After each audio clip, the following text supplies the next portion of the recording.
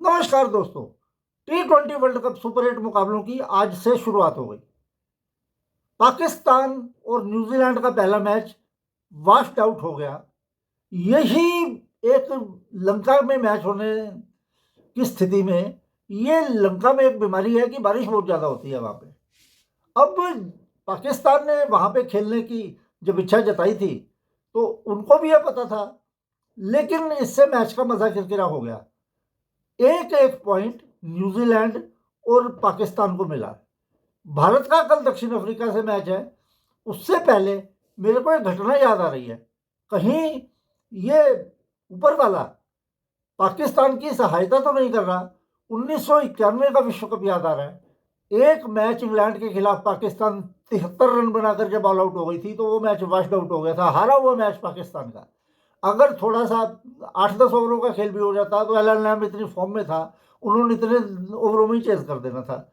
लेकिन मैच बहुत कम ओवरों के बाद रद्द कर दिया गया और वहां पे पाकिस्तान को मिला 1 पॉइंट। उससे क्या हुआ कि दूसरी टीमें बाहर हो गई, पाकिस्तान सेमीफाइनल में पहुंच गया, उसके बाद वो वर्ल्ड कप जीत गया। चलो, स्थिति देखेंगे जो आगे बनेगी तो। लेकिन ये दुर्भाग्यपूर्ण है कि न्यूजीलैंड और पाकिस्तान का मैच बारिश के व्यवधान की वजह से खराब हो गया। और इसमें क्योंकि विश्व कप में कोई अतिरिक्त दिन सुपर 8 के मैचों के लिए नहीं है तो दोनों टीमों को एक एक अंक मिला। अब कल है मुंबई में भारत और दक्षिण अफ्रीका के बीच एक बेहद अहम मैच, या यूं कहो कि इस विश्व कप की प्रबल दावेदारों, मेरा मानना है कि भारत और दक्षिण अफ्रीका के बीच विश्व कप का फाइनल मैच 8 मार्च को खेला जाएगा। उसी मैच के लिए ये भारत और दक्षिण अफ्रीका की एक फुल ड्रेस रिहर्सल की तरह मैच होगा। उसी को ही आगे बढ़ाकर 8 मार्च को आप देखेंगे कि भारत और दक्षिण अफ्रीका फाइनल में पहुंचेंगे, तो एक रिहर्सल के तौर पे। जहां तक दोनों टीमों का सवाल है, संतुलन का सवाल है, शक्ति का सवाल है और कमियों का सवाल है। दोनों टीमों का बल्लेबाजी क्रम देखकर दुनिया का कोई भी बॉलर हिल जाएगा। दक्षिण अफ्रीका का बैटिंग क्रम, Markram, Quinton de Kock, Rickelton, Brevis, Miller, Stubbs, Jansen, Bosch, क्या बल्लेबाजी क्रम है यार। दिल दहला देगा किसी भी बॉलर का यह बैटिंग क्रम। और भारत का कौन सा कम है? अभिषेक शर्मा, ईशान किशन, तिलक वर्मा, सूर्य कुमार यादव, हार्दिक पांड्या, शिवम दुबे, रिंकू सिंह, अक्षर पटेल। लेकिन मुकाबला असल में क्रिकेट का नहीं, दिमाग का है। जो टीम अपने दिमाग का सही इस्तेमाल करके अपने सोर्सेज को अच्छे तरीके से इंप्लीमेंट में लाने का काम करेंगी, वो कल विजेता बनकर आगे बढ़ेगा।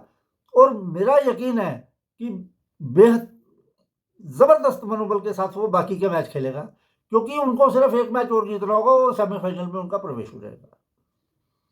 जहां तक बॉलिंग का सवाल है, भारत के पास जहां जसप्रीत बुमराह, हार्दिक पांड्या इत्यादि जैसे शानदार बॉलर हैं, वरुण चक्रवर्ती, वहां पे दक्षिण अफ्रीका को रबाडा की फॉर्म की चिंता जरूर होगी। हालांकि खेलेंगे कल वो जरूर। अब अभिषेक शर्मा के खिलाफ दक्षिण अफ्रीका के एडन मार्करम ने एक विशेष रणनीति अपनाई है। उन्होंने देखा है कि पिछले 2 मैचों में अभिषेक शर्मा स्पिनरों पर आउट हुए हैं, तो मेरे ख्याल से पहली गेंद लेकर खुद आ जाएंगे एडन मार्करम। बाकी खिलाड़ी वो है, खिलाड़ी वो सफल होता है जो दूसरे की सोच से अपनी सोच को ऊपर कर दे। अब अभिषेक शर्मा भी जानते हैं कि 3 बार आउट हो चुके हैं वो, तो उनके पास भी कुछ आइडिया होगा कि इसको काउंटर कैसे किया जाए। और अगर उन्होंने काउंटर कर लिया तो अभिषेक शर्मा और ईशान किशन अच्छे फॉर्म में दिख रहे हैं। अगर ये शुरू के 8-10 ओवर खेल जाते हैं तो दक्षिण अफ्रीका को मैच से ना बाहर करें, लेकिन भारत को मजबूत स्थिति में जरूर डाल देंगे, क्योंकि दक्षिण अफ्रीका की भी बहुत ताकतवर साइड है। बुमराह अच्छी गेंदबाजी कर रहे हैं, रन ज्यादा नहीं दे रहे। भारत के की पर्सन है वरुण चक्रवर्ती। मध्य ओवरों में उन्होंने जिस तरीके से हर एक टीम को बांधा है, उससे क्या हुआ कि दूसरी टीमों पर बाकी बॉलरों को अटैक करने का दबाव आ जाता है। अब भारत की तरफ से कल कुलदीप यादव को खिलाते हैं या वाशिंगटन सुंदर को खिलाते हैं या अर्शदीप पे भरोसा दिखाते हैं, ये भारतीय टीम की रणनीति का हिस्सा होगा और बाकी 10 खिलाड़ी वही खेलेंगे। पिछले मैच से वाशिंगटन सुंदर को हो सकता है बाहर करके अक्षर पटेल तो आएंगे ही वाशिंगटन सुंदर की जगह, लेकिन और भी थे, जैसे अर्शदीप भी खेले थे, कुलदीप यादव के स्थान पे हो सकता है अर्शदीप को दे दें, वाशिंगटन सुंदर को हटा दें। ये मुकाबला मुंबई पे है, मुंबई की लाल मिट्टी होती है, गेंद अच्छे बाउंस के साथ आती है, करारे शॉट लगते हैं वहाँ पे, और दोनों तरफ से जहाँ भारत के लिए और दक्षिण अफ्रीका का जो सबसे बड़ा खतरा है वो है अभिषेक शर्मा, तो वहीं पे भारत के लिए भी दक्षिण अफ्रीका की तरफ से सबसे बड़ा खतरा होगा ब्रेविस। बहुत प्रतिभावान खिलाड़ी है, बहुत जबरदस्त बल्लेबाज है, लेकिन पहले तो टॉस कौन जीतता है, उसके बाद उनकी क्या रणनीति है। दक्षिण अफ्रीका को भारत स्पिनरों से बांधना चाहता है या बुमराह अपना दम दिखाकर दक्षिण अफ्रीका को रोकते हैं, ये देखने वाला होगा। बाकी हार्दिक पांड्या, शिवम दुबे ये बीच में ओवर करके भारतीय बॉलरों का काम आसान करने की कोशिश करेंगे और दोनों ही अच्छे बॉलर हैं, उनका उपयोग बहुत ही चतुराई के साथ सूर्य कुमार यादव को करना होगा, क्योंकि दक्षिण अफ्रीका की टीम को आप किसी भी तरीके से ना तो दरकिनार कर सकते हो ना उन्हें हल्के में ले सकते हो। दक्षिण अफ्रीका के साथ भी यही स्थिति है, उनको भी, क्योंकि रबाडा उनके फॉर्म में नहीं है, केशव महाराजा को खिलाएंगे और एडन मार्करम, बाकी बोस इतना ज़्यादा कोई खास प्रभाव भी साबित हुए नहीं भारतीय पिचों पर। तो यह मुकाबला मुख्य तौर से बल्लेबाजों के ऊपर होगा, Indian batting versus south Africa batting, लेकिन है यह फुल ड्रेस रिहर्सल फाइनल का। इससे अच्छा मुकाबला मेरे ख्याल से विश्व कप में आपको देखने को और नहीं मिलेगा। तो कल बॉम्बे में मौसम साफ रहेगा, कोलंबो की तरह नहीं कि वहां तो पत्र समझ ही नहीं आता कि किस दिन बारिश हो गई है, उससे क्या है मजा किरकिरा हो जाता है यार T20 टूर्नामेंट का, खास करके रिजर्व दिन इन्होंने रखा नहीं हुआ, खास करके सुपर 8 मैचों के लिए रिजर्व डे नहीं है। अब पाकिस्तान और न्यूजीलैंड का मैच बारिश से धुल गया है, अब ये नुकसान किसे होगा या फायदा किसे होगा, ये जब आगे के मैच होंगे, क्योंकि अब दोनों टीमों के दो दो मैच रह गए हैं, तो ये देखने वाली बात होगी।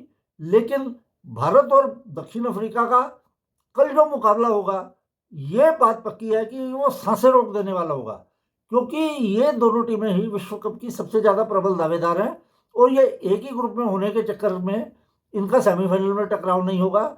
और मेरे को लगता नहीं है कि किसी टीम में इतनी शक्ति है कि इन दो टीमों को रोक दे। भारत ने अभी तक वैसे भी टुकड़ों में प्रदर्शन किया है, कभी किसी खिलाड़ी ने स्कोर कर दिया, कभी कोई दूसरा चमक गया। जब इनकी कलेक्टिव एफर्ट होगी, जब सभी खिलाड़ी खुलकर खेलेंगे और साथ देंगे, तो भारत की जीत रोक नहीं पाएगी दक्षिण अफ्रीका की टीम, क्योंकि भारत को ये तो फायदा ही है कि होम कंडीशन भारत के साथ है। यहाँ पे अपनी पिच को जितना ज़्यादा अच्छा ये पढ़ सकते हैं दक्षिण अफ्रीका वाले, ठीक है अपने एक्सपर्ट्स उनके पास भी हैं, लेकिन उनके पास इन पिचों को पूरी तरह से पढ़ने की क्षमता नहीं है। तो कल एक बेहद कांटे का मुकाबला आप देखोगे और मैं आशा करता हूं कि भारत सुपर 8 की शानदार शुरुआत करते हुए दक्षिण अफ्रीका को पहले मैच में हराकर सेमीफाइनल की तरफ जबरदस्त तरीके से कदम बढ़ाएगी। मैच कल शाम को 7 बजे शुरू होगा, 6:30 बजे टॉस होगा। टॉस जो भी हो, टॉस से ज़्यादा फर्क नहीं पड़ता, तुम टॉस जीतो या हारो, तुमको बैटिंग तो अच्छी करनी ही पड़ती है, तभी तुम मैच जीत सकते हो। तुम टॉस जीत के दूसरे को बैटिंग दे दो, वो मान लीजिए 170 पे आउट हो रहे हैं, तुम अपनी बैटिंग में भी कोलैप्स हो जाओ और 150 पे टीम तुम्हारी आउट हो जाए, तो बैटिंग तो अच्छी करनी पड़ेगी और कलेक्टिव परफॉर्मेंस के साथ जब तुम आगे जाओगे तो तुम्हारा प्रदर्शन हमेशा शानदार रहेगा। तो मैं कल आशा करता हूँ कि अभिषेक शर्मा को बहुत बातें सुनने को मिल चुकी हैं, उनकी बहन को भी ट्रोल किया गया है कि भाई उसकी वजह से अभिषेक शर्मा का ध्यान भंग हो रहा है, वो जितने मैच इंडिया के देखने आई है वो सारों में अभिषेक शर्मा 0 पे आउट हुआ है। तो इस बात को भी ध्यान में रखेगा अभिषेक शर्मा, और कल मैं उससे आशा करूंगा कि वो ऐसे खेलेगा जैसे Vaibhav Suryavanshi under-19 world cup के फाइनल में खेला था, ठंडे दिमाग से। जब उसने पीटा बॉलरों को तो दबा कर पीटा था, और जब मतलब ये उसने नहीं किया, एक गेंद पे छक्का मार लिया या उसके बाद चौका मार लिया, फिर सिंगल लेके दूसरे एंड पे चला गया। ये असल में क्रिकेट की टेक्निक होती है, क्योंकि आप ये बात सोच लो कि ये सारे अंतर्राष्ट्रीय बॉलर है, तुझे हर गेंद पर मारने नहीं देंगे। ये लपेटा एक दो बॉलों में लग जाता है, लेकिन उतने हाई रिस्क शॉट हो जाते हैं। तो देख के खेलो, क्षमता तुम्हारे में पूरी है।